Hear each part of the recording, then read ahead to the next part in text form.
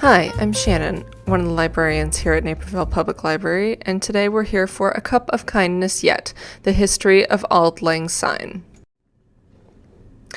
So Auld Lang Syne is known around the world as the song that is sung on New Year's Eve and as a tune that is symbolic for endings and new beginnings. But how did this come to be? This program will look at the origins of this song and the life that it has taken on beyond just New Year's Eve. So Auld Lang Syne is based on an old Scottish folk song with Scots language text written by Scottish poet and lyricist Robert Burns in 1788.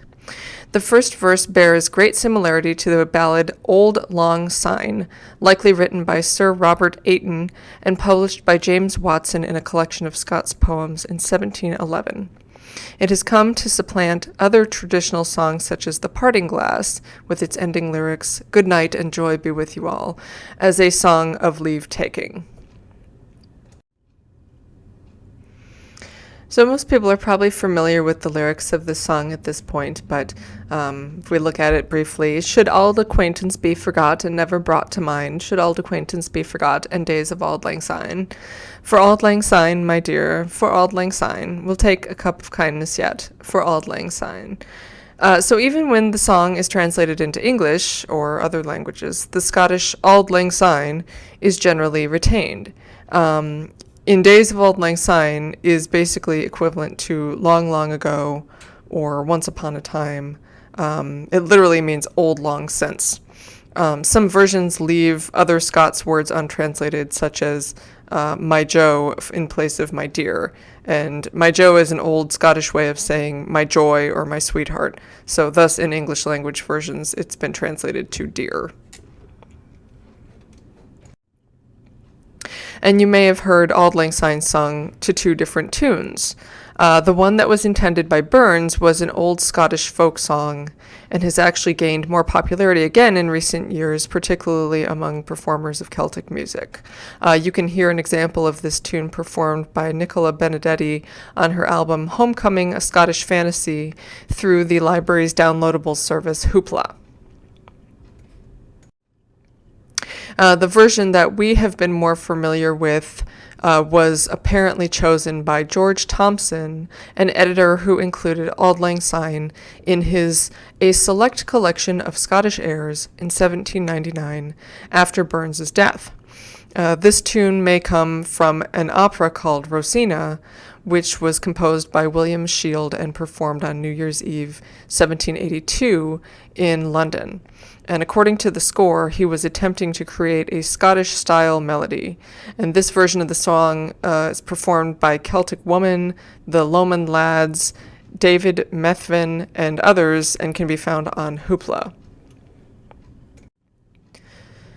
And composer Ludwig van Beethoven even wrote an arrangement of Auld Lang Syne as part of the Scottish folk songs that were commissioned from him and published after his death by George Thompson, again, the editor responsible for changing the tune of the song.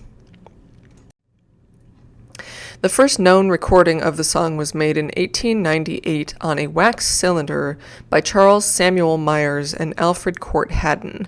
This version can be heard online via the British Library Sound Archive website. Musician and band leader Guy Lombardo and his Royal Canadians had much to do with making Auld Lang Syne synonymous with New Year's Eve.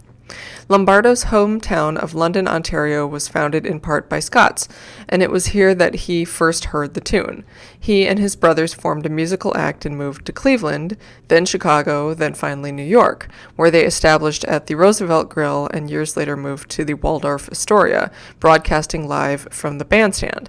The band was so popular that two different radio stations were battling for the band on New Year's Eve of 1929. Lombardo switched over from CBS just before midnight and on to NBC just after, and during this time the band played their dreamy, nostalgic version of Auld Lang Syne. And it became a New Year's classic, and Lombardo was known as Mr. New Year's Eve on radio and television for nearly 50 years. You can hear his version on Hoopla on the compilation A Capital Christmas Volume 2.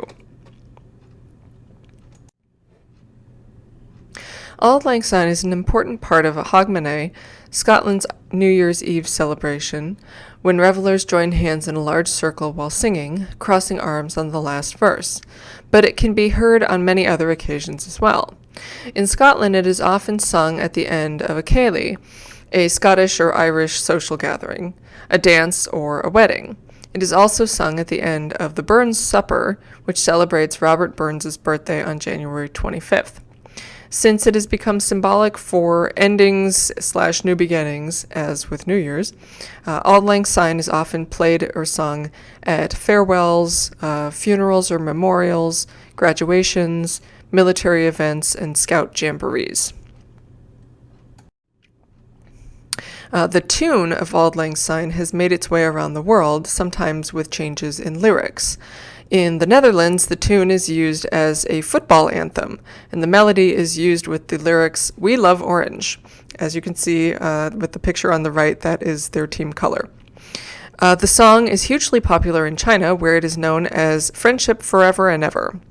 The lyrics of the national anthem of South Korea, Aegukka, or the patriotic song, were originally set to the tune of Auld Lang Syne before a unique tune was composed in 1936. In Japan, when stores prepare to close for the evening, they play Auld Lang Syne on repeat for about 15 minutes in preparation for the nighttime farewell. The song is called Hotaru no Hikari in Japan, the light of the fireflies. It was introduced to Japan by a music educator from Boston named Luther Whiting Mason. He was invited to Japan to help design the infrastructure of the modern Japanese public school system. He came in 1880 and brought what's thought to be Japan's first piano, as well as music textbooks full of Western folk music. Songs from these were compiled into a music textbook, but were given Japanese titles and lyrics. The lyrics in Japanese are about poor students with no money for electricity who use the light of fireflies to study, and they eventually move on in life and leave school. As in other countries, the song is also sung at graduations in Japan. The international popularity of the song was keenly seen during the Christmas truce at the start of World War I. Troops that had been battling one another as enemies put down their weapons and left their trenches to trade gifts, play football in no man's land, and sing songs together, including holiday favorites and, of course, Auld Lang Syne. Sir Edward Hulse of the Scots Guard wrote in a letter that it was absolutely astounding. The tune has also been used in many Hollywood movies, including Charlie Chaplin's The Gold Rush, the John Ford film Wee Willie Winkie, in which it is sung by Shirley Temple, the comedy When Harry Met Sally, and the final scene of Frank Capra's It's a Wonderful Life. In conclusion, a song with its roots in Old Scotland has since had many lives around the world and continues to be popular on New Year's Eve and beyond. To learn more about Robert Burns, be sure to watch for my program, A Night with Robert Burns, in January. Thank you for watching. Hope to see you again soon at the library, and bye-bye for now.